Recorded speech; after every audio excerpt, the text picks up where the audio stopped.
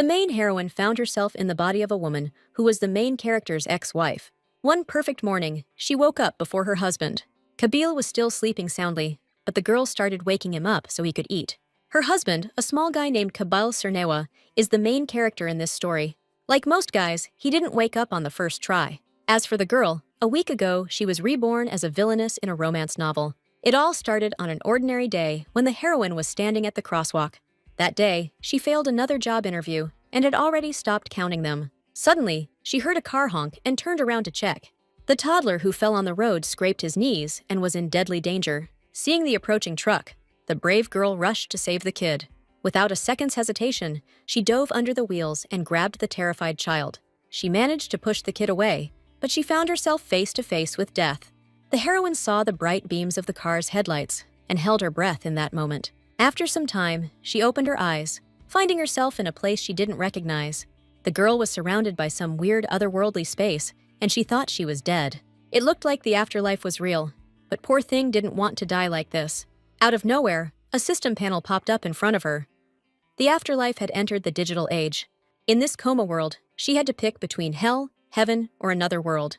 They didn't give her time to think. The countdown began. Aurora wasn't ready for divine judgment, but the second option was risky as hell. The situation was super tense. The heroine had no idea what the other world meant.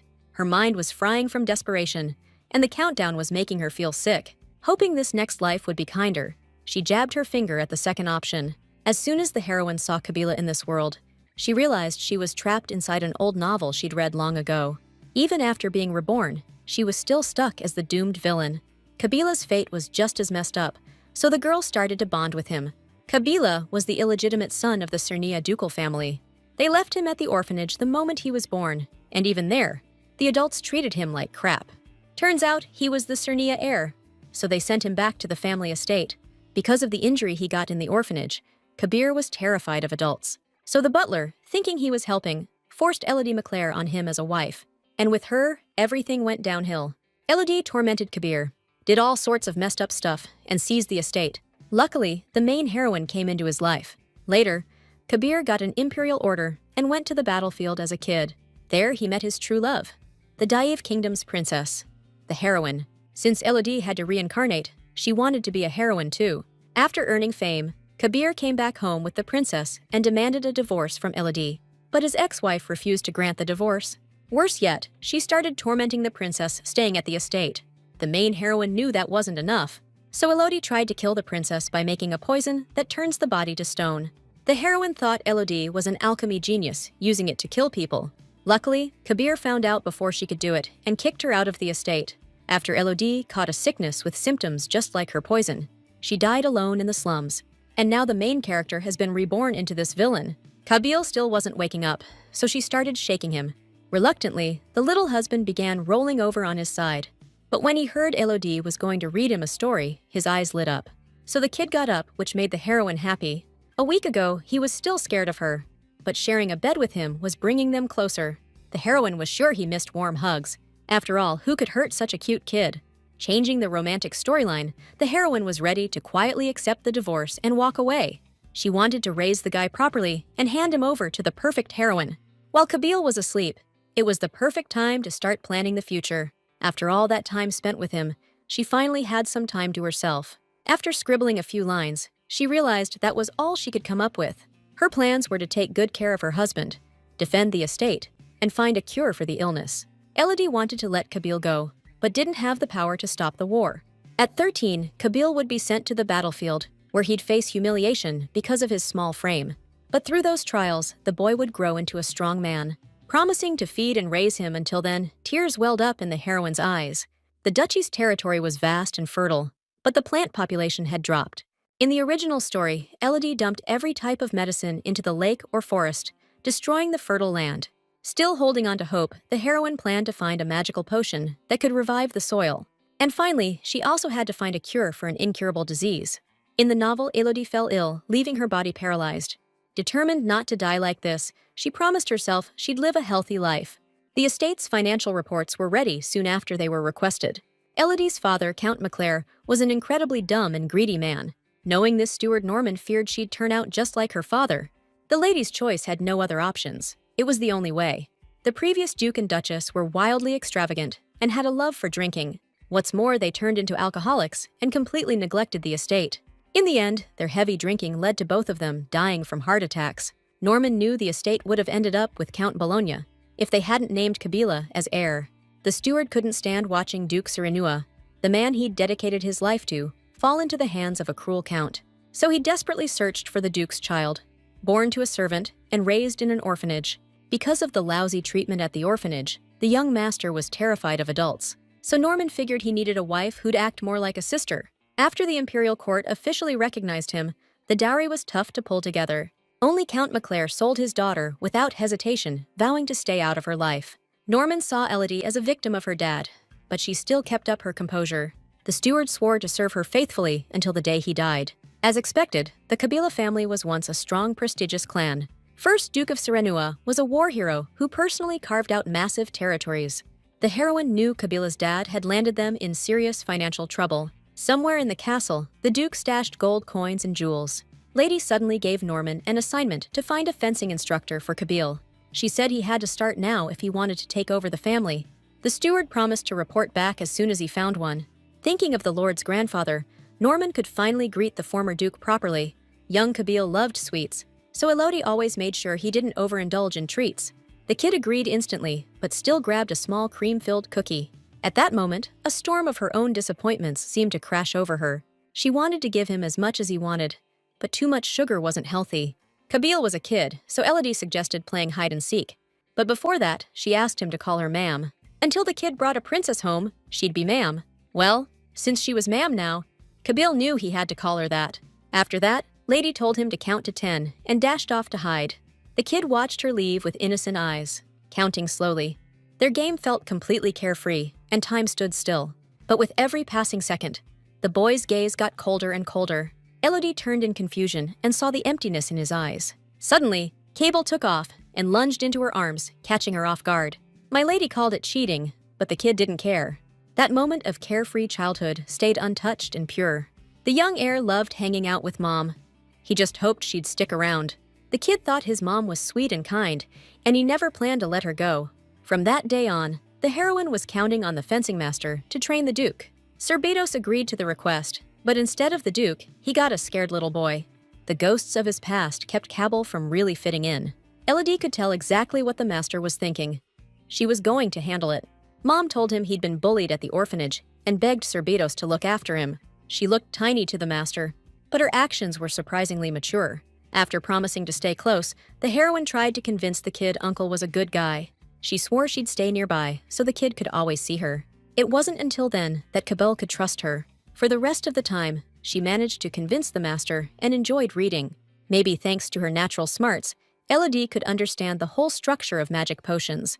Her mind was born with earth and wind mana, which was even too much for the villain. Potion making wasn't too complicated, but you needed all kinds of herbs and fruits. Then she realized a greenhouse would be perfect. The manor had a greenhouse, but it hadn't been used in a long time and needed repairs.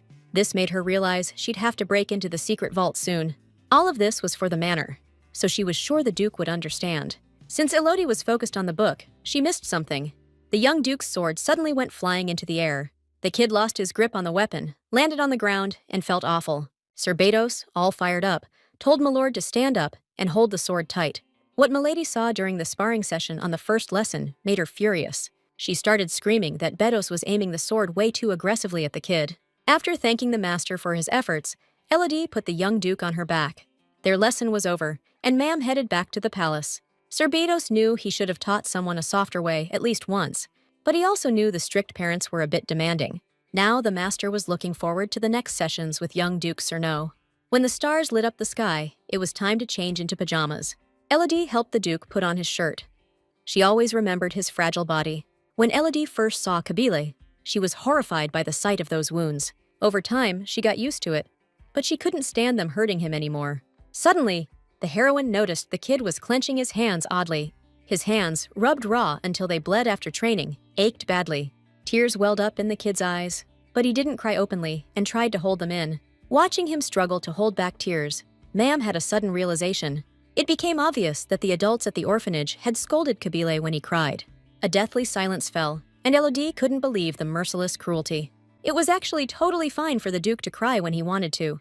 The heroine took the kid by the hand and told him not to hold back if he wanted to cry. The kid could cry. He wasn't going to get in trouble for it here. Now, the Duke could do it whenever he wanted. Lady suggested they make a deal about it. If Kabil keeps it all inside, he'll get sick. Best to just let it all out. In that moment, the kid was super happy, like a flower blooming right before your eyes. They sealed the deal with a pinky promise, and the kid vowed to stick to it. While Elodie applied the ointment, she reassured him those adults who hurt him were nobody. They really were nobody to Kabil, but they left scars on his body and soul. He was still scared, but Mems was ready to give those jerks a piece of her mind for him. She grabbed a pencil and paper, telling the kid to remember their faces. The night ended quietly. The kids fell asleep side by side, drawing horrifying orphanage caretakers. It was already late when the maid came to cover the kids with a blanket. The girl suddenly spotted the paper and beamed. They made drawings! Elodie hated those scumbags in the drawing. If she ever saw them, they'd be dead meat. The next morning, Norman stared in disbelief at the huge pile of gold in front of him. Elodie said she was just as shocked. She had no idea such a vault even existed. The book didn't give clear directions, making the search tricky. But they finally found the gold hidden in the Duke's study. Among the gold coins was a treasure Kabil's grandfather had left for his father. As he read every line, Norman left teardrops on the pages. At that moment, Elodie was already thinking about how to use the money so no rivals would pop up. According to the steward, all the duchy's funds belonged to the Duke and his wife. So the Duchess ordered that part of the gold be used to reinforce the knight's order. That meant they'd go to war with Kabil and had to ensure his security. Strengthening the knight order was key to defending the estate ruled by the young Duke. That's why Elodie took the ducal title. Norman didn't question it. She knew the knight order had to be strengthened fast, no matter what. And the right guy for the job was Serbitos until Kabil came of age. But even just training the Duke was tough on the master, and he was already swamped. The girl couldn't figure out why he acted so busy. No wife, no kids, yet here he was. Elodie knew exactly which strings to pull. Bedos didn't even have a girlfriend, and it was killing him. When Mem exposed all his weaknesses, humiliated him, and finally convinced him to take command. Over tea, the heroine read the kid a fairy tale about a candy house. Kabil said he'd want to live there too, but Elodie said no.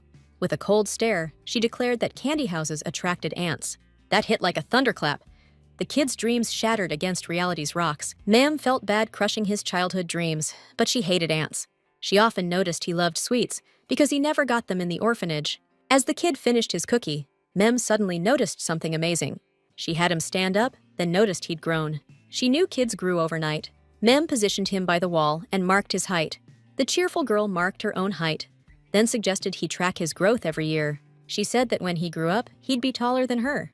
In the original story, Kabir was described as a handsome, tall guy.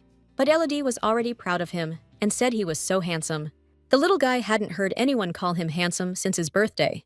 He hugged her tight and promised to do the same when he grew up and got taller. The heroine knew he'd only be hugging a princess when he grew up. But since she raised him, he'd probably give her a hug at least once. When Kabir went off to war, Elodie wouldn't be able to measure his height for 10 whole years. The thought of not seeing him for that long made her sad. She wanted to watch him grow, see what he'd look like when he fell in love. He'd probably be just as charming in the future. She had to make sure she gave him as many memories as possible. Soon, Elodie learned about the idea of celebrating birthdays. But her face didn't show joy. Since the birthdays were close together, Norman thought they could throw a joint party. To everyone's surprise, the mom loved the party idea and agreed to help the manager. At that, Norman was thrilled to hear what she wanted. That conversation kept Lady restless. She was stuck thinking about birthdays. Even if she couldn't remember much, Elodie didn't have any good memories of those days. Earl McClare, with his illegitimate kids, never celebrated a single one of those days. And Elodie wasn't really close with the other children. Her mother, the mistress, was always cold to her. But there was one good memory in her life.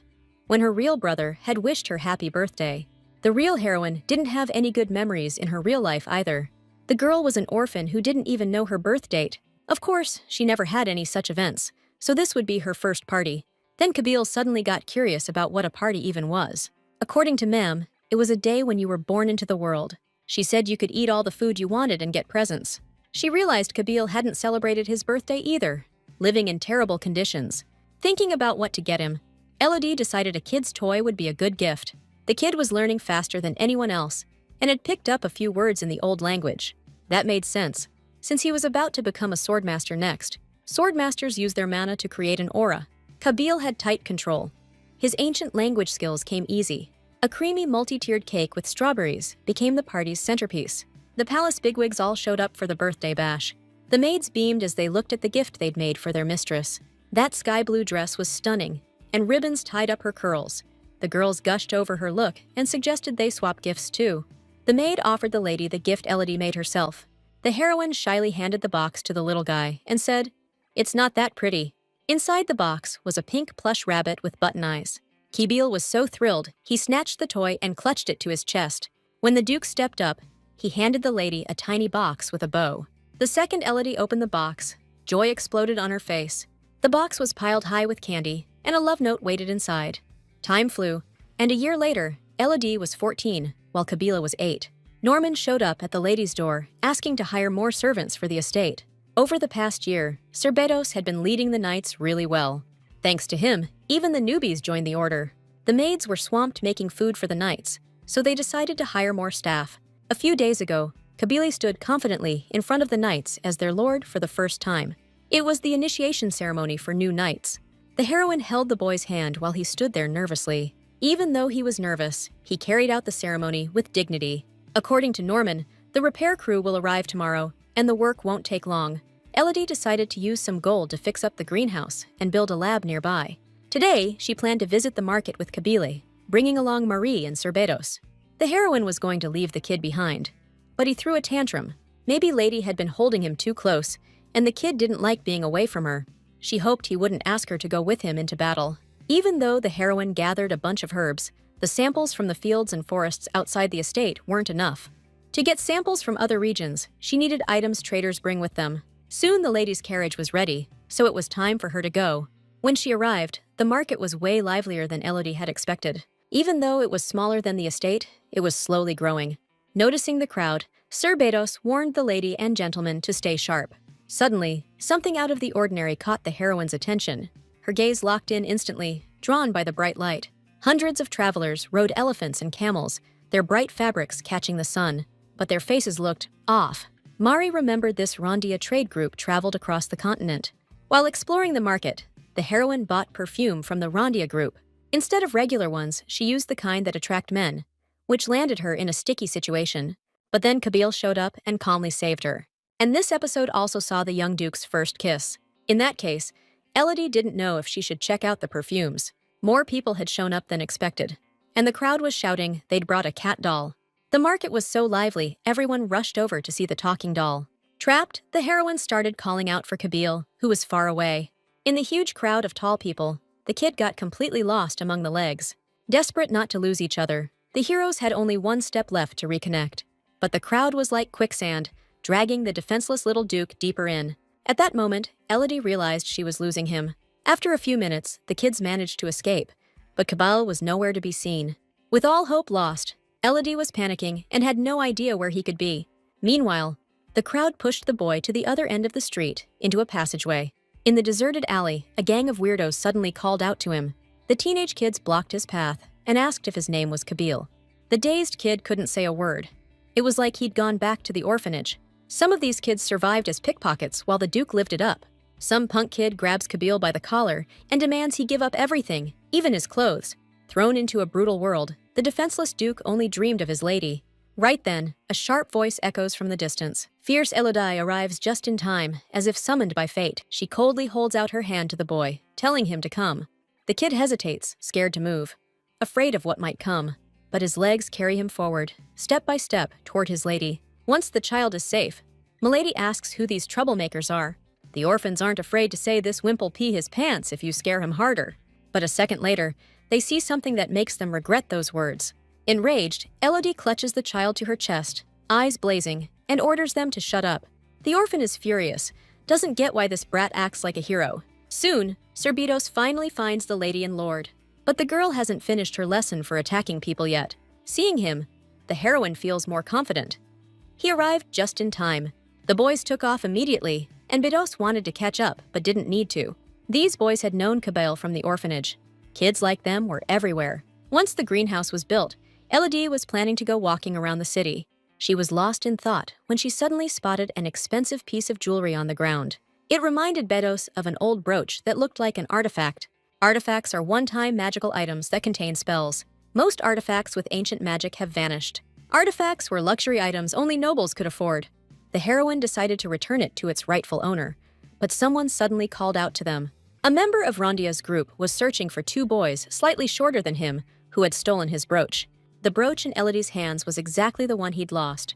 The man thanked the girl and wept when he got his item back. That brooch was a memory of his mother, so these two were now his saviors. Circa was the head of Rondia's merchant guild. Because the lady found the priceless keepsake of his mother, Circa wanted to give her something. Instead, the heroes offered him a visit to their estate. The heroine explained that this child was the Duke of the Cernia estate. They offered the already stunned lord a visit to the estate before he left the city. That evening, the Cernia castle, cloaked in eerie fog, became a target for lightning. Rain poured relentlessly, and thunder boomed so hard the walls shook. Terrifying noises outside kept the young duke awake, his nightmares clawing at him. The kid saw a furious man standing in front of him, ready to lash out. Cabal had messed up again, and terrified of getting beaten, he started begging for forgiveness. The boy pleaded for mercy, but the tutor's angry hand stayed raised. The boy was a total outcast, a disgrace to society, with nowhere to belong. Then he heard his mistress's voice, telling him she'd leave him behind again. Elodie thought this kid just didn't deserve better. In that instant, the child felt his little heart shatter and his dreams collapse. His mother was gone, not a trace left, just a cold pillow and emptiness swallowing everything. Confused, Kabil climbed out of bed and called for his mistress. He realized everything, dropped his head, and tears poured down his little cheeks like rain. In that terrifying moment, he thought she was gone forever. Then Elodie's voice rang out, like a bright flash lighting up the room. The girl heard thunder and figured the Duke might be having a nightmare. His eyes, full of despair, still held fresh tears. He'd let go of her hand today. She came today to find him, but next time, she might not come at all. Cable thought she could leave him, but he believed she shouldn't. Without a word, the young Duke buried his nose in her, feeling her warmth. Clutching her shirt, the boy said she could beat him, torture him, whatever she wanted. Elodie froze in confusion when she heard him promise not to throw a tantrum. Real tears streamed from his pretty eyes. He begged her not to leave him. After that, she hugged the kid. Thinking he'd been scared by what happened earlier, she offered him her shoulder to cry on, hoping it'd make him feel better. Suddenly, she had an idea to play shadow puppets and leapt up, grinning. The kids sat on the floor as Elodie lit a candle in the pitch-black room. As Lady began forming shapes with her hands, the shadow of her hands appeared on the wall. That was an amazing idea, and the kid was thrilled with the puppy. The sting of his grudge vanished like it never happened, and the young Duke was having a blast. It seemed the kid was lighter, and it was a huge relief for the heroine. That night, the girl fell asleep first, and the little husband couldn't sleep, thinking about her. He just couldn't figure out why Lady was so kind. Thinking about her gentle nature, Kabil felt like a total waste of space. On the day they first met, the boy was still reeling from the orphanage and huddled in the corner. He was quietly sobbing when he suddenly heard Lady's gentle voice. Beautiful Elodie was different. She was like a ray of light blazing through his miserable, suffering-filled life. Lady was kind and treated the boy with compassion. And to this day, she shines only for him, giving the Duke's life real purpose. More than anything, he didn't want to be torn away from her. One day, the heroine wasn't her usual cheerful self. Elodie sometimes dropped by the maids to catch up with them. The girl was stressing out. She hadn't made any progress and couldn't even figure out which medicine to make. The servant suddenly noticed Tessie looked awful and offered to bring her some of that spiritual herb. This medicinal herb caught Elodie's attention, and she decided to dig deeper. According to the servant, the herb looked like a regular weed, but was used alongside painkillers. But the girls warned their lady it was super bitter, and nobody really used it. That made the heroine think. She suspected this was exactly what she needed. Determined, the girl finally found what she was looking for. That same day, the lady set out with the servant to gather the spiritual herb. It was easy to confuse with a regular weed, so Anna helped her lady pick the right ones. After plucking a few weeds, Elodie finally got why the spiritual herb wasn't used much. Anna admitted she sometimes got mixed up too. Only her grandfather used it back in the village. If you could ID the herb by taste, then the best bet was to just taste it. Encouraged by the idea, Elodie grabbed a whole bunch and decided to give it a shot. But the second she tasted it, her eyes bulged out. The terrible bitterness left her body paralyzed. The lady screamed so loud it scared off every wild bird in the area. The taste of the spirit herb was really terrible, and the Duke was actually worried. Anna said most people knew very little about this herb. For poor folks like them, it was a natural painkiller they called the gift from spirits. The maid suddenly asked if the lady really wanted to make the potion. When Anna found out it was true, she thought Lady was a real mage. It wasn't surprising the maid looked so shocked. Mages were super rare. Long ago, a natural-born mage passed their magic to people. His students wrote down his magic in an ancient language to pass it on to future generations. But the temple confiscated most of the ancient language books and banned them. Only the rich could use magic's benefits, so the potions stayed in their hands. The best solution would be to get herbs from a local healer and brew them into tea. For the seriously ill or injured, they'd find a priest. But there were none in Cernea. If the heroine could make a good potion from the spirit herb, it would really help people. The greenhouse and lab were almost ready.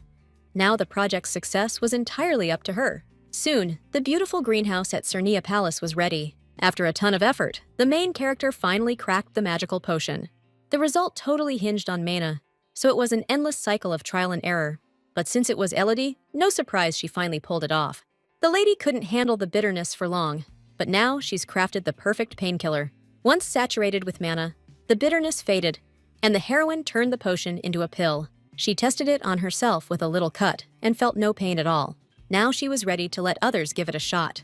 Time to finally test this miracle pill. Elodie scoured the palace for anyone with a scratch or someone who needed help among the maids. Spotting Tessie, she remembered the girl had been feeling lousy. Since both maids were healthy, the heroine had no idea who to test the medicine on. One of them had an idea, test it on the knights. So Elodie headed to the knights' order, but nobody was expecting her. The knights caught a whiff of her past drama and were already wondering what she'd be ranting about today. But all she wanted to know was if someone had a scratch. Suddenly, someone called out to the heroine, but the familiar voice didn't cheer Miss McClare up. With a warm smile, Lady Sola remarked that the little miss looked stunning today. The lady from the knightly order didn't approach because she was sick. It was someone else who was hurting. Ren got a real beating during the last training session. Seems like he was the only one his sweetheart beat up. Then Miss McClare explained about the magic potion she'd brewed. It wasn't medicine, but it had a pain-relieving effect. Ren panicked it might be poison, but Elodie snapped in fury she'd never give him something like that. But Lady Sola would have chugged even poison if it came from her lady. The girl suddenly grabbed his arm and ordered him to quit fighting and swallow. Poor Ren barely got a yell out before the pill was down his throat. The knight was worrying for nothing. Elodie had already done it quick. The taste was bitter but bearable, and the pill actually cut the ache. Ren couldn't believe his shoulder was pain-free. According to her lady, the painkiller's effects would last nearly 24 hours. Lady Sola thought she was a genius and wanted to hug and kiss her. Either way, the heroine was happy the remedy worked. Ren was thrilled she trained every day, and her hard work paid off. Happy Miss McClare hoped Kabil was feeling the same. The guy's eyes lit up with joy. He couldn't hide his happiness. A few days later, the head of Rondia's trade guild showed up to repay the heroes for their kindness. They welcomed him so warmly he was grateful, and Elodie even got a great gift. The main reason he came was to repay their kindness. Then the heroine asked him for a favor, and he was all in. But he was shocked when Lady asked him to promote her creation. A kid made it, but the lady's painkiller was a total game changer. When Circus saw the little bottle, he thought the pills were candy. Then Miss McClare said it was a painkiller that actually worked. The guild leader was blown away. He was holding a magical potion. Elodie wasn't surprised, he was shocked. It was a magic potion in pill form. It would be wrong of him not to test the effect right away. Circus still couldn't believe the girl did this by hand. If the guild master checks it himself, then Ma'am will definitely confirm its effect. To test the potion's power, the leader made a small cut on his finger. But according to Lady, the wound was too tiny. Either way, the man swallowed a healing pill without hesitation. And instantly, he felt incredible lightness, as if his finger wasn't even hurt. After seeing the results, Circa was impressed by the little lady's skills. Now he was definitely ready to sell the medicine and set the highest price. But Elodie's medicine was meant for poor commoners. As Circa said, if supply is limited, the price goes up. For the heroine, that wasn't a problem. The medicine was already being mass-produced while they talked.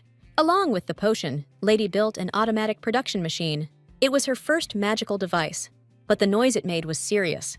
Elodie planned to make a smaller version for sale than this one. Everything was perfect. The solid form made it easy to transport. Once Circa wraps up business in the capital, he'll head back. But before that, Ma'am mentioned Rondia wasn't the only guild visiting these lands. She planned to decide based on the initial deposit. As the guild heir, his instincts told the leader exactly what to do. It would have been stupid to pass up a chance like that. He agreed. In that case, Elodie said she'd take the deposit and prepayment for the first batch. Circa saw a pretty hefty upfront payment in the contract. Total ripoff, but if he tried to sell the goods at a different price, he'd run into trouble. Elodie wouldn't approve the second batch in that case. Even at that age, the heroine was super stubborn. Now the Lord felt ashamed he'd even doubted the kid for a second. They reached an agreement and sealed it with a handshake. If this deal goes smoothly, Circa hoped Milady would trust them with more medicine. When inspection time comes, the Lord promised to bring someone along. Just as things were looking good, Kabil suddenly ordered him not to touch the lady's hand. Elodie tried to calm him down, saying it was just a handshake. To avoid a scene, the Lord said goodbye and left right away. That was amazing! Lady offered such a big dowry. Overjoyed, Mama hugged the kid and promised to make him rich. The next day, Elodie went horseback riding. She had a talent for it. Kabil was feeling down, so she offered to ride with him. Mama said he'd have to face his fear of horses on the battlefield. But suddenly, the steward's excited voice rang out. He was running full speed. Elodie realized Baron Bologna had arrived, the very man who hated Kabil. Baron Bologna wasn't just a bad seed. Unlike the former duke, he was a total scumbag. As a kid, he was into the worst vices. Drugs, gambling, you name it. Before the duke died, he ordered that the Cerna dukedom never fall into Bologna's hands. That's why they were desperate to find the young master. While waiting, Baron Bologna noticed the estate had turned into a dump under the brat's care. When his brother died, the Lord thought the duchy would be his. If he'd gotten that vast land, he'd have become an unequivocal aristocrat.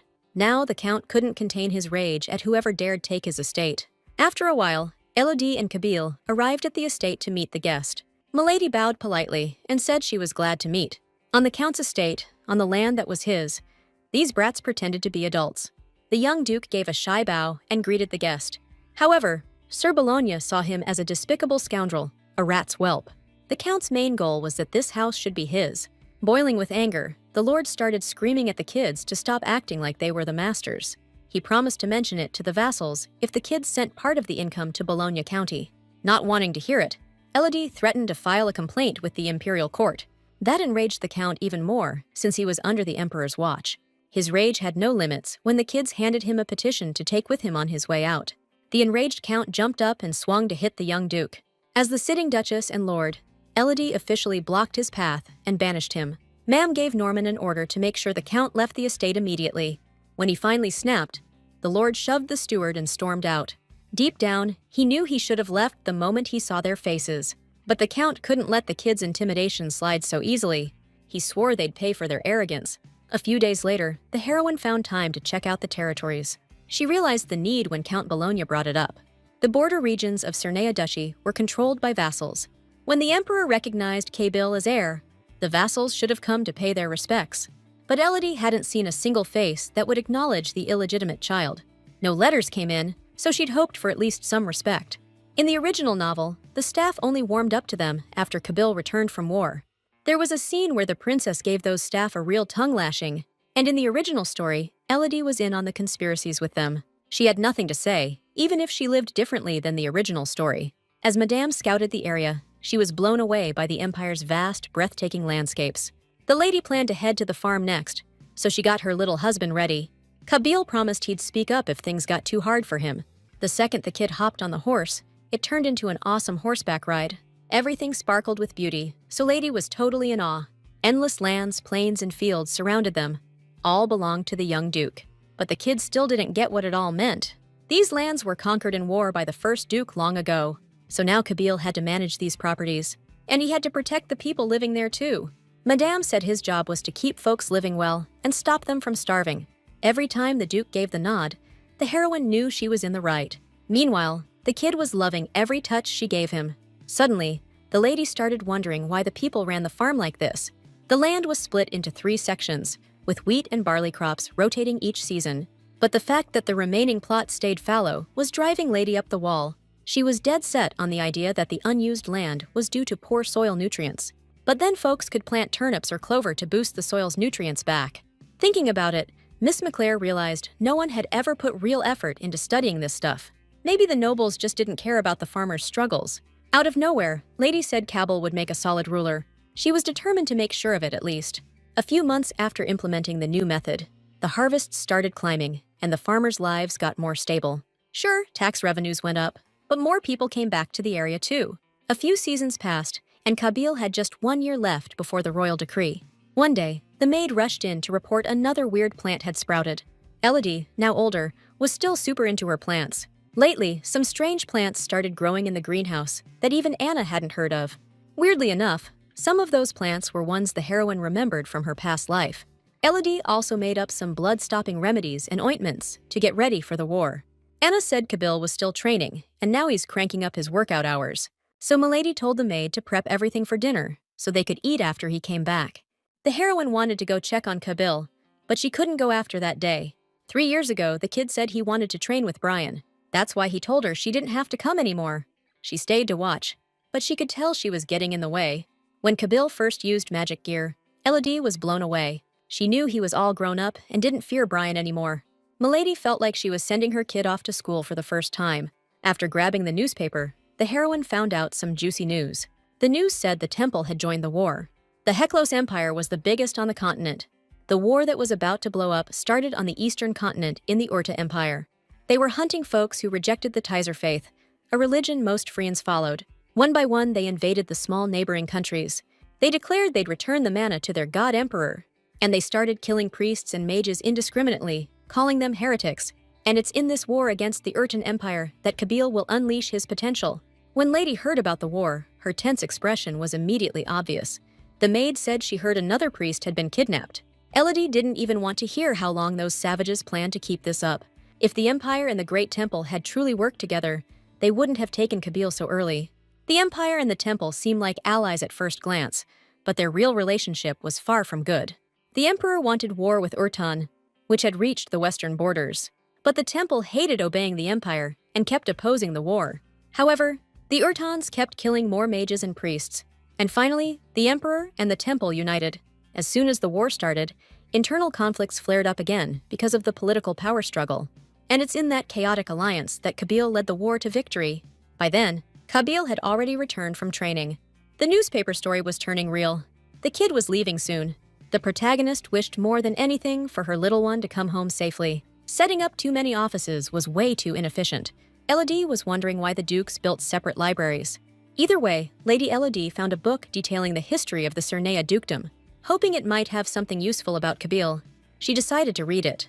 The book said the first duke used the artifact to gain power. It was the same brooch as on the first duke's portrait she'd seen before. Now it was clear. This was the actual artifact. The brooch was supposed to be passed down, but Elodie had never seen it. She'd figured the former duke had sold it. Still, she decided to look for hidden mechanisms anyway. Then she spotted a desk and guessed this was the spot. Not long ago, she'd found gold coins under the desk. So just to be safe, she checked and peeked under the desk. She couldn't believe her eyes when she found a secret hatch in the floor. Without hesitation, Milady pried it open to see what was inside. After cracking the hatch, Elodie reached down deeper and yanked out a colorful chest. Excited, the girl flung the chest open, hoping she'd just found the artifact. But the brooch inside looked like nothing more than a cheap knockoff. Her hopes shattered instantly. She couldn't believe what she was seeing. It was supposed to be a stone glowing with a deep red light. Then it hit her. The artifact wasn't something you just hid under a floorboard. Suddenly, everything lit up. The whole room blazed with light, and a system window popped in front of her. When she felt a spark of lingering life, Elodie suddenly got a prompt to use a hidden item. This message had come up before when she died, and now it was back. If she didn't pick anything, the item would activate automatically. The countdown started, but Milady needed at least some clear explanation before choosing. Time was flying. She didn't know what the hell to pick. The heroine was terrified something could go wrong. She didn't know what would happen, or if she should even press it. Suddenly, Miss McClear realized this was necessary for a fading life. Deciding to at least try, she pressed the button. A blinding flash went off, and the unopened Phoenix Feather item was activated. This was real magic, and Elodie had absolutely no idea what just happened. But when she opened her palm, she saw the very artifact in her hand. It was a thrill. The brooch was brand new. This would come in really handy when Kabil went off to war. Thank goodness it worked, and the heroine was beyond thrilled. That night, the young duke couldn't sleep and kept turning over his thoughts. Adults didn't scare him as much as they used to. As long as the lady was by his side, the boy had nothing to fear. But lately, the lady had been saying strange things to him. She kept drilling into him that he needed to protect his people if something happened to the Empress. Fully confident that Kabil could handle it on his own, Lady McClear told him never to be afraid. Now he didn't get what all her goodbye words meant. Elodie always talked like they were going to part ways. It scared the little husband, so he gently grabbed the lady's hand. The fear that she'd leave him kept gnawing at him, convincing himself it wasn't true. The kid shut his eyes and begged not to be torn from the lady. A year later, news hit the estate that changed the main character's life forever. The day came when Kabila was drafted into the war. An imperial decree arrived. Duke Cerno was leading troops against the Heklos Empire himself. And finally, the young duke took the order that decided his fate. It crushed the little boy and everyone else too. Even though Elodie knew this day was coming, she still felt awful. But she figured Kabila had to be even more shattered. The kid suddenly screamed he didn't want to go, begging them not to force him. Milady watched his desperation with a broken heart, knowing he had no choice. As a heroine, it killed her to leave the boy behind, knowing what he'd face. Mommy clutched her little husband to her chest and vowed to wait for him. Tears streamed down his face, but he had to make it back safe and sound. Time flew by, as always, and the departure day finally arrived. Just days ago, Kabil was sobbing like a little kid. He was such a good boy. The kid knew he had to stay tough in front of the staff. The lady handed him a keepsake to remind him of home. She gave him the first Duke's brooch. "This'll protect you." Elodie begged him not to get hurt or sick, got it? Their goodbye scene was straight out of a cheesy soap opera. Out of nowhere, the lady shoved a letter into his hands and told him to save it for later. With all her heart, she prayed her precious boy would come back soon. The war's gonna last 10 years. Just getting to the Catan Mountains alone is gonna eat up a ton of time. Watching the battalion ride off, the heroine knew Urta was a real nightmare enemy. Kabil'll come back as a war-hardened, respected duke, and Elodie was ready to do anything for him, even if the fates decided he'd end up with some princess. A few months passed, and the cold winter faded into a warm spring. Since the master left, the Lady Dove head first into studying potions. Not just Anna, but everyone at the estate felt for her, but they could only stick around. At least the heroine was glad the war was on the temple's side. Priests and holy knights had healing magic so they could mend Kabil. On the flip side, Lady Luck was on her side when she found those wild ginseng roots. She wanted to send Kabil a pile of red ginseng pills. They'd hit the market through the trade group, but mass production could help everyone, so the lady decided to kick off other development projects. Soon, the heroine got an update on the territory's current status. Norman said the population had skyrocketed. Because of that, the territory started to feel more alive. But some neighborhoods still battled poverty. The road ahead to a brighter future was still long for the heroine. Suddenly, she remembered Kabil mentioning his shelter was in the slums. Norman backed her up and said his territory borders Baron Bendis's lands. That made Lady Mila pause and get lost in memories. In his sleep, Kabil would cry and beg forgiveness for the way he acted. She'd stare at him with regret every night.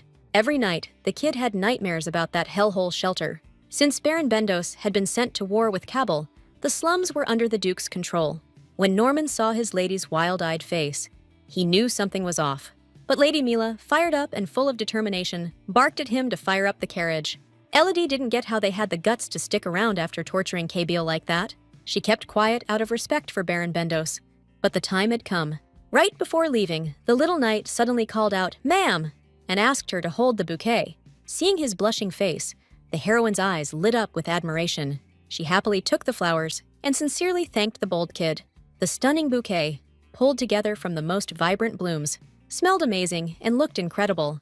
The lady instantly remembered that moment when Kabil gathered a bouquet just to make her smile. This kid was something else. Pure soul, good heart. You couldn't forget him. Elodie suddenly wondered what Kabil was up to now. Soon, brave Lady McClare finally reached her destination. The building was abandoned, windows shattered. No way to keep kids there. At that moment, a man appeared at the threshold. He figured the lady wanted to adopt a kid. Lady McClare said she wanted to see the kids first. She looked like nobility, so the man couldn't figure out why she came to the slums. But it wasn't his place, so he courteously led the guests inside. What she saw stuck in her head. Felt like facing a living hell. It got worse than when Norman came there for the man. The man explained the kids' thinness by saying it was the slums. Though it'd be weird if they weren't, really. Lady McClare impatiently asked to call the manager. That really started to annoy the man. Then she saw a woman who thanked the guests for the trip. Kids were underfed, but the manager was wearing fancy clothes. The lady offered the girl a boy or a girl, but Elodie said it all happened 6 years ago. When they brought up the skinny kid with black hair and pink eyes, the administrator's face went pale, but she insisted there were plenty of others to be sure. The heroine accused the lady of violence and forced child detention. She showed Kabila's drawing and said once the lady saw it, she couldn't deny it. These kids' scribbles were just a joke to the administrators, apparently. Lady Elodie's determined vibe made it clear she wasn't messing around. Then the lady ordered a knight to threaten the man with a sharp sword. Ms. McKayler kept saying he beat Kabila the most, but Sir kept denying it. Now it turned out the one they tormented was the rightful owner of this land. The administrator froze, but right then, a servant announced they'd arrived. Knights burst into the building and ordered everyone to stay still. They forced the criminals into binds, but the administrator couldn't let it happen. It was simple. Lady Elodie was the real owner of these lands. Till the end, the guy kept shouting he was just following the administrator's orders. The orphans were rescued from the clutches of cruel caretakers and finally tasted freedom. But now a new question loomed. What to do with these kids? The heroine had a wild plan. Build a new orphanage and send them all there. Everything was settled, and Lady thanked Sir Terion for his escort. Under the Duchess's order, slums on their lands were a thing of the past. Norman was so happy he almost had a heart attack. It was for Kabyle. But Lady also needed to secure the lands to protect herself. This land was precious to her, so she refused to leave it even after the divorce. The heroes were bound under one sky, always by each other's side. Kabyle opened the envelope late at night and read his mistress's letter. No matter how scared he was or how much he missed her, the kid couldn't show weakness. He read every line, written with love, and barely held back his tears. As Lady said, the young duke had to be strong. The worst happened in the dark forest, where the knights had gone. In the dense undergrowth, vicious goblins lurked, waiting for human flesh. As soon as they picked up the scent of people, they rushed out of hiding and attacked. The situation was terrifying, but the knights bravely held their ground. The confused little duke ran a mile from the battlefield. This was the first time he'd ever seen monsters like this. The kid clutched his sword, his hands trembling with fear. Out of nowhere, a forest beast zipped past the knight guarding the duke. A vicious goblin lunged at the kid, and he cowered in terror. At the last second, the power inside him burst out. He killed the goblin. Turns out it wasn't so hard, but the knight was freaking out. Kabyle barked an order to form up in lines. He wanted to get through this forest fast. The old injury was really messing with him. A knight popped into his tent to check on him. Sir Bedos handed him painkillers from Lady Elodie. The knight was ready to call a priest if the pain got too bad. Kabyle chugged them down without thinking twice. This was actually the first time the young duke had seen blood since the orphanage. But he still agreed to train with the sword. Looks like His Majesty went a bit too far. They sent a kid to lead knights when it looked like a death wish. Rumors even say the Emperor and Count Bologna struck a deal. The kid felt too weak and wanted to get stronger. He was digging for strength to protect everyone when suddenly, he heard a voice. All he wanted now was to go back to his wife. But Elodie's voice kept ringing in his head, begging him never to lower his head. She kept insisting her little husband was the land's true master. Out of nowhere, the master came back and said it was time to rest. Bedos said pushing too hard could make you collapse. But the words went in one ear and out the other as Kabyle kept slashing his sword. A few more years, and the young lord would be a stronger knight. It was so tough the kid could barely trust his own mind. Hearing a strange voice, the duke figured Brian was calling him. The evening ended peacefully, and by midnight, the kid was fast asleep. He remembered how the fencing master had scared him that day. Brian had said ghosts haunted the battlefield, just messing with him. And suddenly, the scared kid let himself think the voice he heard was a ghost's. At the thought alone, he buried his face in the pillow and squeezed his eyes shut. He wanted to be strong enough to stop fearing ghosts and voices. But then the voice asked if Kabyle Serenua wanted power. He was completely alone in the room, so it scared him even more. When he got up, he suddenly noticed his brooch was glowing strangely. That was weird. But the kid figured the voice was coming from the brooch. And in that moment, the voice called out to the heir of Serenua and ordered him to answer if he could hear. The voice wanted to grant the young duke enough power to fear nothing. Kabyle asked who was speaking, but the voice was looking for a pink-haired girl. Probably, the voice was talking about his wife, the one who'd given the brooch its life. An unknown stranger said this girl saved him when he was about to vanish. The man knew the Duke of Cernea was the true heir. In ancient times, he chose the first Cernea and freely shared his power with whoever made a contract with him. The boy wanted to make a deal too because he needed power. But his wife kept warning him not to trust strangers so easily, so the kid just went to bed. Still hoping to make a deal, the voice kept trying to convince the boy the very next day. Kabyle used to say he wanted to get stronger, but now he refused to do it. Even though the stranger kept bragging about his powers, the kid just begged him to shut up. From that day on, the brooch kept talking to the little duke non-stop. The Cernea bloodline can use natural mana, and Kabyle could boost that power and pass it to the brooch. To the hero, it all sounded like he was the only one getting the short end of the stick here. Hungry for power, The voice kept insisting the kid could become a swordmaster, and once he got that power, the master could lift the seal and restore his full strength. He promised to unleash everything he had and vowed to be his strongest ally. But the Duke didn't care who this mysterious ghost was or what he was called. The kid was supposed to agree already, but he kept saying no. Suddenly, the figure trapped in the brooch remembered the kid was always thinking about his wife. He asked if Kabile wanted to go back to his wife. The truth was, the hero really wanted to see her again, even if it was just a day earlier. So the deal was his way out. Freeing the stranger would end the war in an instant. The voice insisted there was no point in lying. He'd rot there if they didn't agree. Plus, as a real spirit, the master would be bound to whoever set him free. Strong arguments. Sir Cerno actually started thinking about the deal. So the young hero asked the spirit for everything in writing. Once everything was set, he was in. Finally, they could seal the deal. The Fire King's spirit introduced itself as Ifrit and told Kabile Cerno to say its name. The kid fully trusted the spirit. Holding the brooch out, he said Ifrit out loud. The moment the hero made the deal, the brooch lit up instantly. Bright energy flared upward. Kabile could feel a wild aura. It was like a real miracle. A monstrous form emerged, reborn. Kabul shielded his eyes from the blinding light. He'd finally come face to face with the Fire King's spirit. The kid couldn't believe his eyes when he saw the spirit's true form. The ominous spirit with a fearsome voice turned out to be a cute, winged cat with big ears. With a magical stone on his forehead, it was none other than the King of Spirits, Lord Ifrit. Kabile felt cheated, but the spirit said he looked that way due to low power. Absorbing his liberator's mana, Ifrit would grow more majestic. But even then, the boy didn't know if he could trust him. He still missed his lady. All this time, Elodie had been caring for orphans, and 4 years later, the unthinkable happened. It was time to leave, so the maid asked the lady to wrap up her visit. Time flew by unnoticed among the kids, and the lady had a great time. She told the maid to wait in the carriage, promising to return soon. Out of nowhere, a girl tugged at the madam's dress and asked her to take the flowers. The flowers were so beautiful. Elodie knelt beside the child and gently stroked Daisy's face. It seemed like that beautiful day held no signs of trouble. But at some point, the lady felt strange and dropped the flower. This was impossible to believe. The nightmare had just started. A disease that turns your body to stone hit way too suddenly.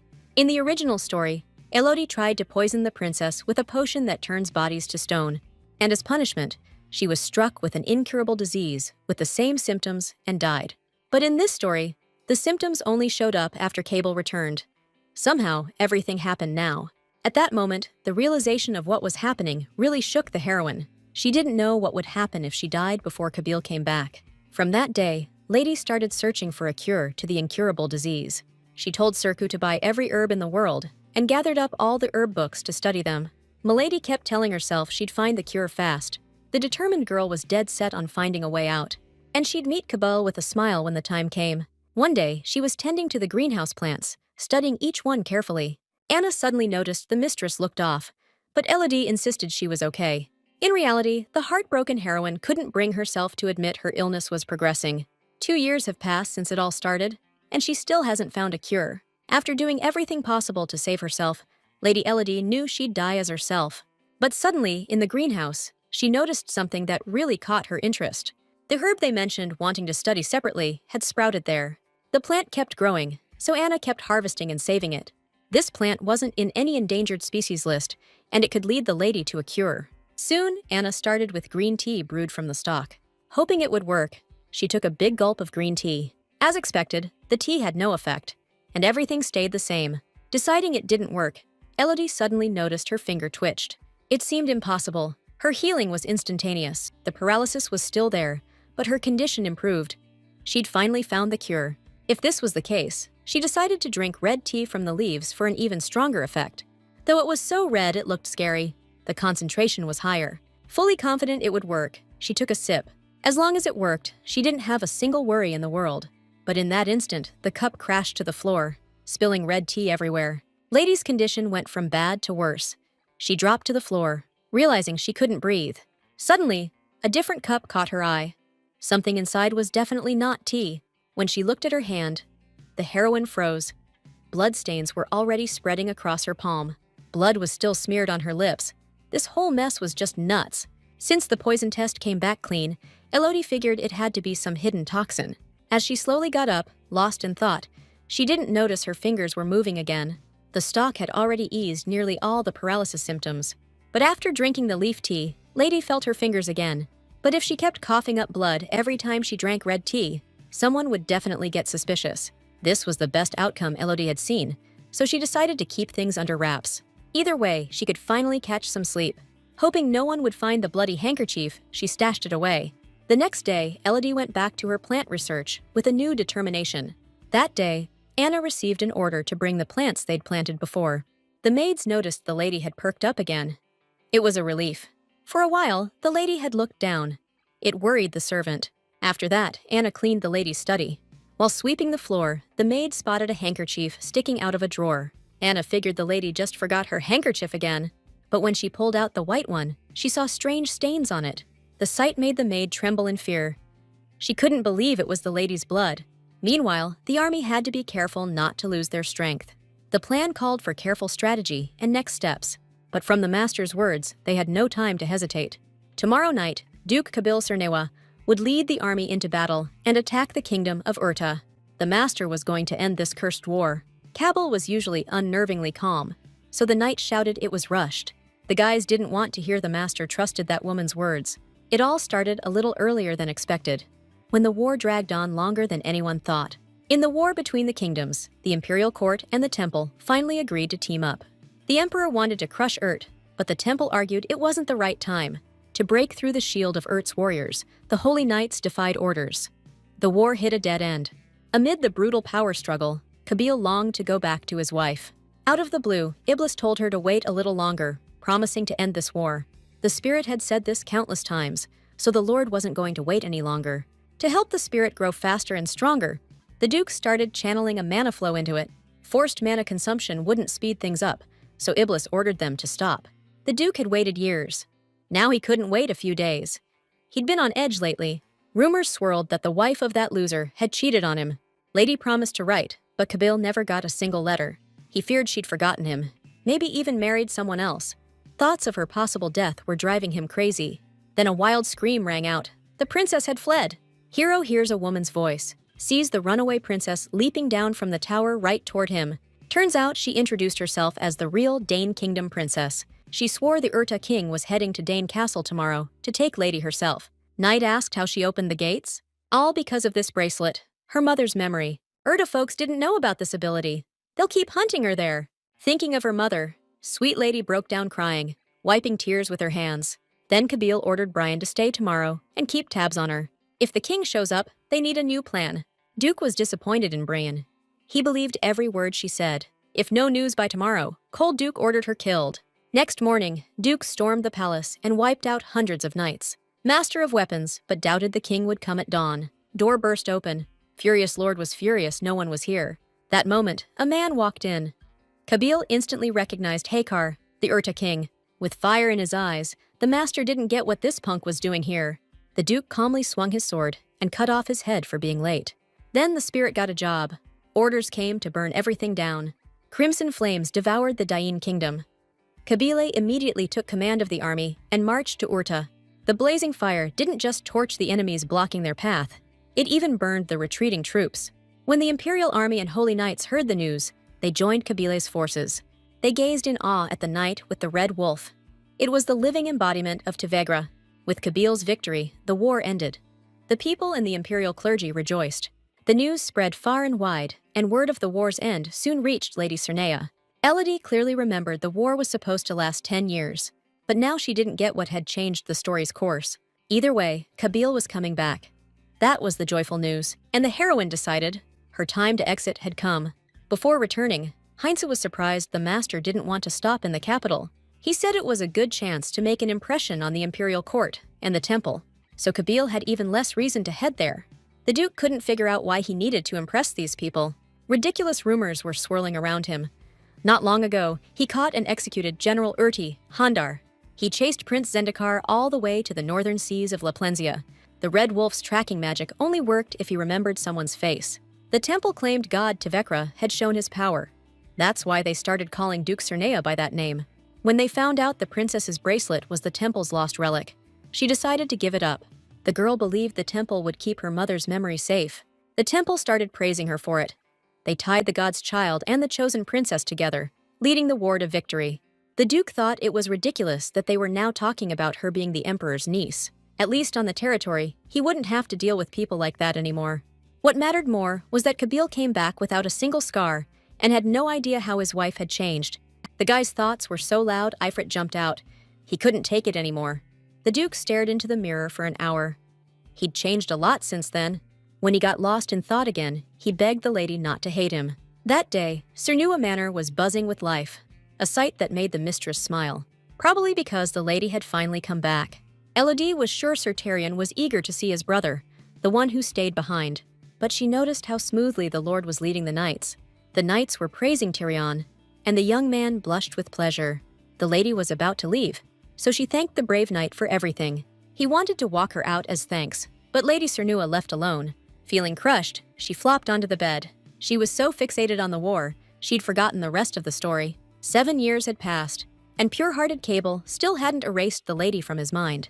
He never replied to her letters, and if that was the case, Lady Cernua just wanted a clean divorce. Elodie was planning to slip out of the manor like she'd never existed. She just wanted the Duke to let her live in peace somewhere out of the way. A few days later, Cernua Manor was throwing itself into preparing for the Master's return.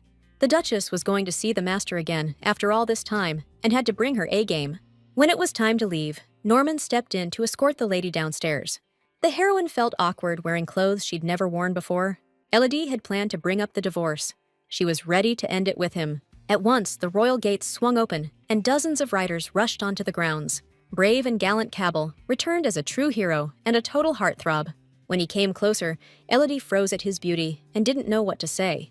The young Duke was stunned by his sweet wife, and the lady didn't expect to see how much he'd changed. To everyone's surprise, the Duke swept his beloved into his arms and held her tightly against his chest. He'd missed his wife for years, and now he could finally feel her warmth again. The lady's surprise was beyond measure. It was almost too much for her to take. The army of knights watching from the sidelines had never seen their commander like this. Heinrich never thought the Lord was capable of such deep affection. As Brian said, the Duke was close to her. The Duchess practically raised him. The knight warned Heinrich never to dare speak to the Duchess that way again. Heinrich had expected something grand, but all he saw was a shameless woman. He thought that princess, the Emperor's niece, would have been far more worthy. The Emperor wanted to set them up, and the princess wasn't opposed to it. She was the best pick. Heinz just wanted the commander who saved the Empire to be genuinely happy. Only the princess could melt his heart of stone, not some woman who squandered his fortune all by herself. While the maids celebrated the reunion, they mentioned the lady had an incurable illness. They didn't know what to do with her because she'd been suffering the whole time. When Norman heard this, he told the girls to calm down. Tears wouldn't help, so they had to try not to grieve in front of her. Norman was sure there was a reason for her secrecy and told everyone not to show it.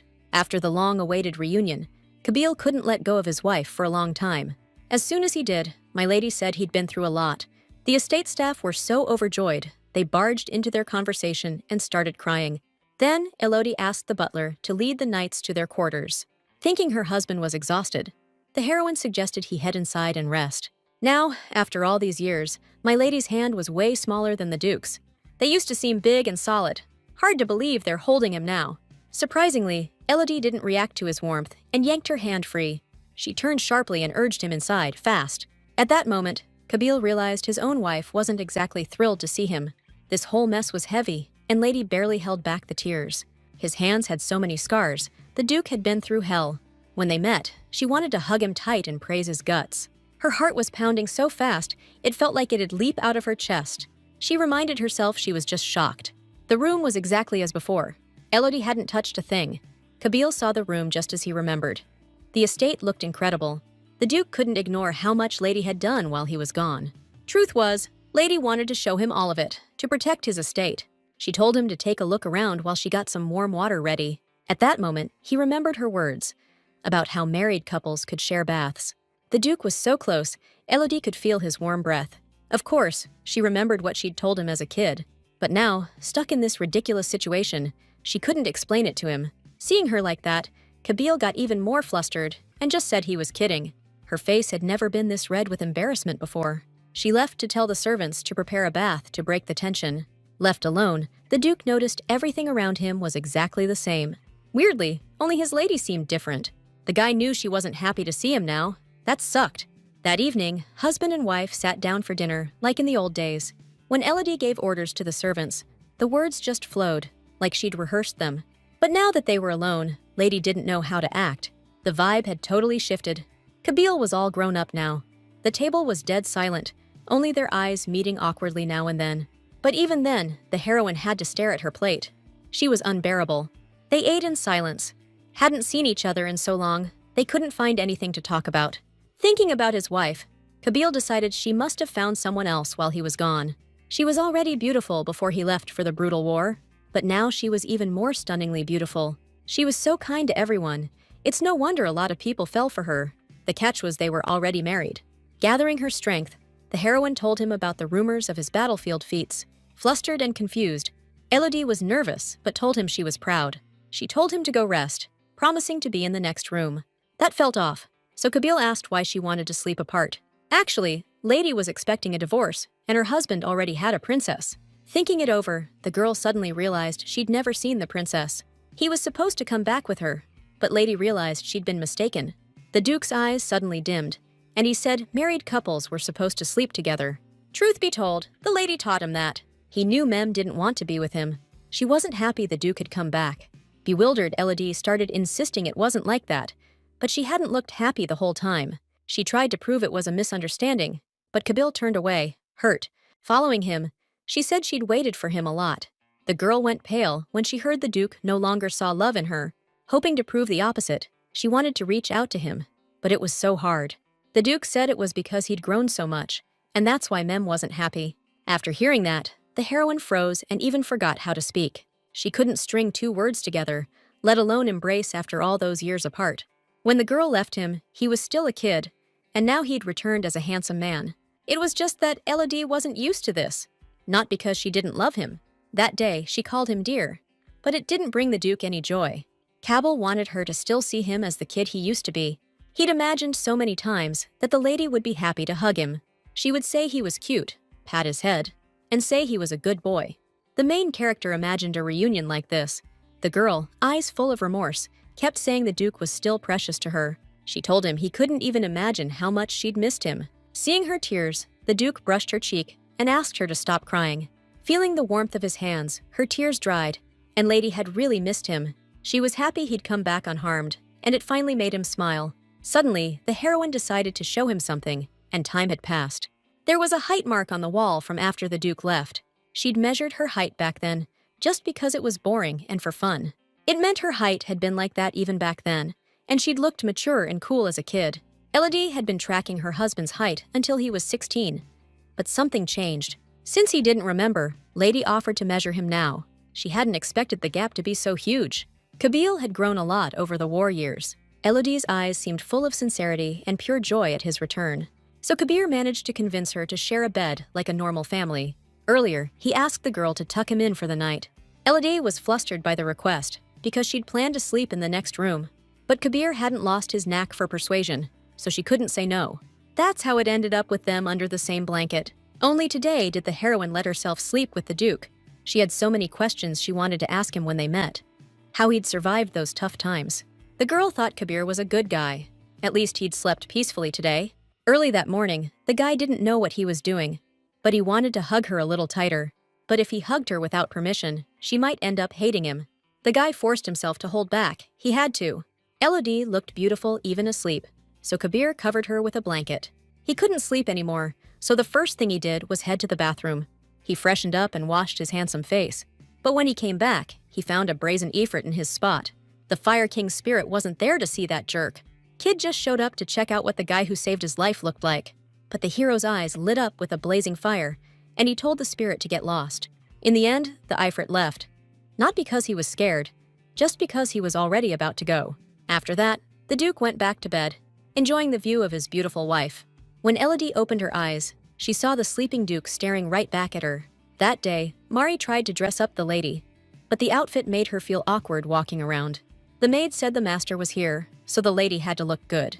If you think about it, even when Kabir slept in the morning, his skin looked clean. The heroine was so nervous about the idea of changing clothes together, but the Duke politely stepped out. Today, Mari looked down in the dumps, and Elodie figured she'd had a fight with Bedos. They were always together, And if they were apart, Mary cried. So it wasn't hard to tell. According to the girl, it wasn't just a regular argument. It just wasn't because of the lady.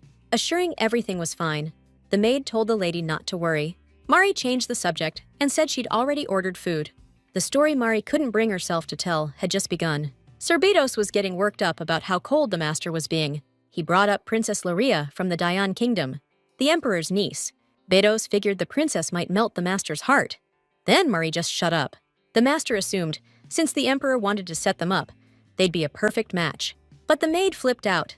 The duke already had a wife. Divorce was an option here, and as Bedos put it, the lady had another man. When he dropped that, they'd tied the knot as clueless teens. The maid lost it. Bedos was scrambling. Mari had no idea he was that kind of guy. The poor girl broke down right in front of him. The knight's brain short-circuited. He just kept apologizing for being an idiot. But it was too late. Furious, Mary clocked him one across the face. He crumpled to the floor, totally lost. "What the hell just happened?" he blurted out. Turns out she'd never even met him and had been waiting for some guy like him. Spooked, Bedos kept begging for forgiveness.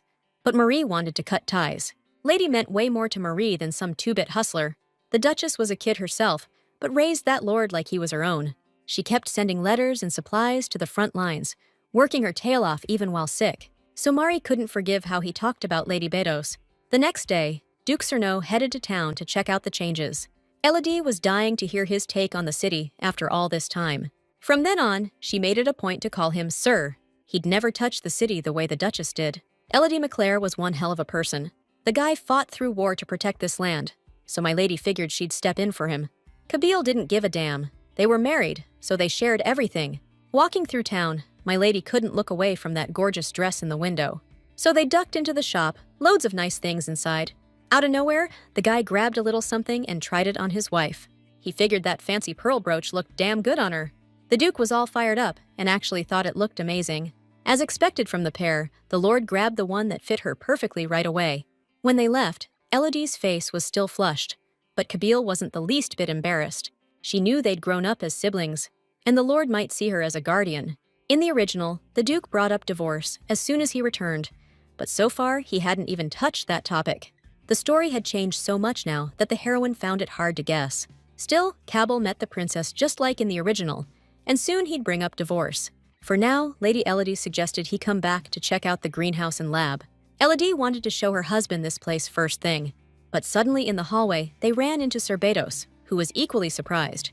The knight looked a little flustered, and then out of nowhere, blood started trickling from his nose. Seeing the mess, Lady Elodie handed him her handkerchief right away. But jealous Cabell wasn't happy at all, and straight up glared holes into the guy.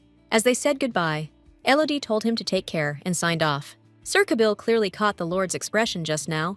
The knight wondered if this was really the same cold, emotionless guy. Someone who always kept their distance couldn't possibly pull off a face like that. Maybe all this was just for her. The Duchess turned the royal greenhouse into a full-blown botanical garden with a pool. The Duke noticed how beautiful it had gotten. Elodie had put in all that work just to show him everything. The girl felt bad. Leaving the estate meant saying goodbye to the orangery. She didn't just pour her heart into it. She'd spent time with the Duke back in their childhood. Those rare mountain herbs were there. Kabeel had never seen them before.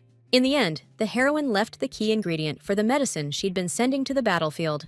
When Kabeel heard about the red pills, he was stunned. The lady figured he'd never tasted them. This was seriously weird. They'd completely missed each other's signals. Elodie sent them with a letter. The Duke never got a single one. The only letter Kabeel ever got. He kept it right here, under his heart. The one he saved? My lady gave it to him before she left. Now the heroine finally got it. The Duke never answered because he never got a single letter. All this time, she thought he had a hard time sending replies because it wasn't safe. For years, the guy thought his lady had forgotten him and was intentionally not sending letters. Now that the truth finally came out, the characters felt completely different. Regretting everything that happened, the Duke took Lady's hand and kissed it. At that moment, the girl felt awkward. She'd never been this close to an adult man before. She yanked her hand back right away, confused why the Duke was so touchy. Kabel had mentioned this before, that he was waiting for his lady. But now, for some reason, he was backing off. Gathering his courage, he decided to ask why the girl felt disgusted whenever he touched her. The Duke wanted to know.